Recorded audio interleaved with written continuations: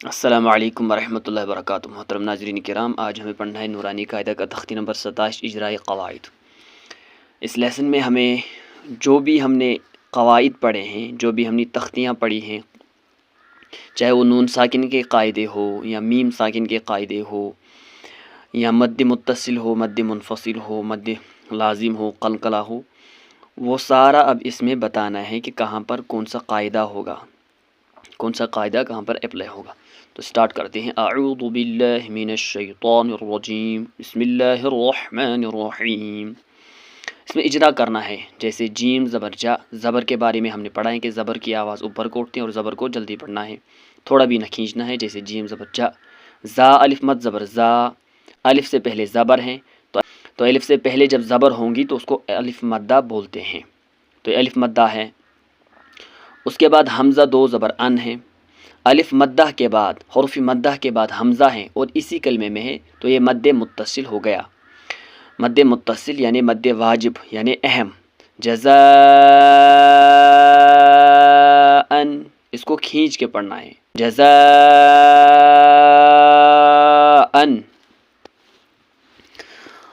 ح زبر ح، دال الف مد زبر دا، الف سے پہلے زبر ہیں، الف مدہ، پھر حمزہ ہیں تو مد متصل۔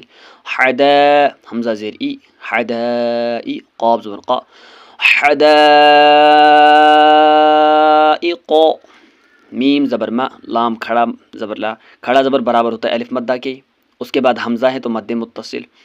کاف زبر کا، ملائکہ، تا پیش تو، ملائکۃ، حمزہ پیش او، یہ واو نہیں پڑھنا ہے کیونکہ واو پر جزم بھی نہیں ہے اور اس پہ کوئی حرکت بھی نہیں ہے، تو جیسے ہم نے پڑھا قرآن پاک میں بہت جگہ الف واو یا لکھے ہوئے مگر پڑھنے نہیں ہیں، تو یہ واو نہیں پڑھنا ہے۔ لام کھڑا مد زبر لا، اب کھڑا زبر برابر ہوتا ہے الف مدہ کے اور اس کے بعد حمزہ اسی کلمے میں، تو یہ مد متصل ہو گیا۔ حمزہ زیر ای، اولائی، کاف زبر کا، اولائک،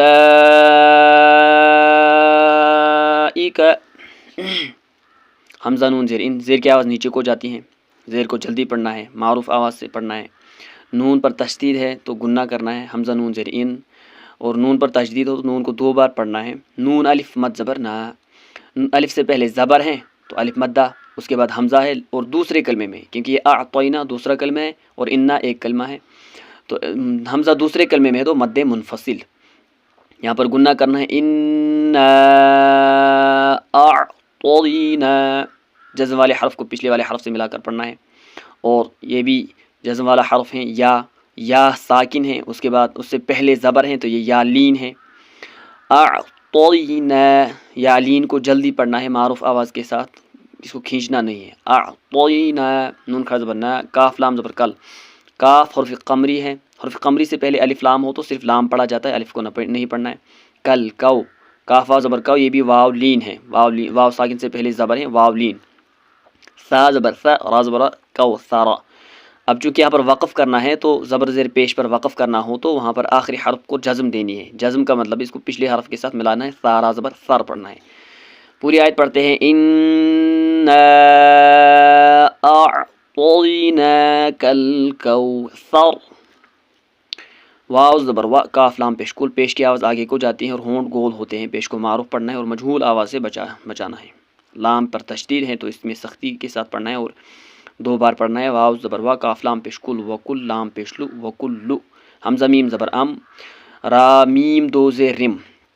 میم ساکن پر کون سا قاعدہ ہوگا؟ میم ساکن کے بعد میم اور با کے علاوہ کوئی بھی حرف ہو تو وہاں پر میم کو ظاہر کرنا ہے، تو یہاں پر میم کو ظاہر کرنا ہے، کیونکہ اگر میم ساکن کے بعد میم ہوتا تو وہاں پر ادغام ہوتا، یا اگر با ہوتا تو اخفاء شفوی ہوتا یا ادغام شفوی ہوتا، لیکن یہاں پر میم کو ظاہر کرنا ہے کیونکہ با اور میم کے علاوہ حرف ہیں، با بھی نہیں ہے میم بھی نہیں ہے، اس لیے را ہے یہاں پر، تو یہاں پر میم کو ظاہر کر کے ام پڑھنا ہے، ام۔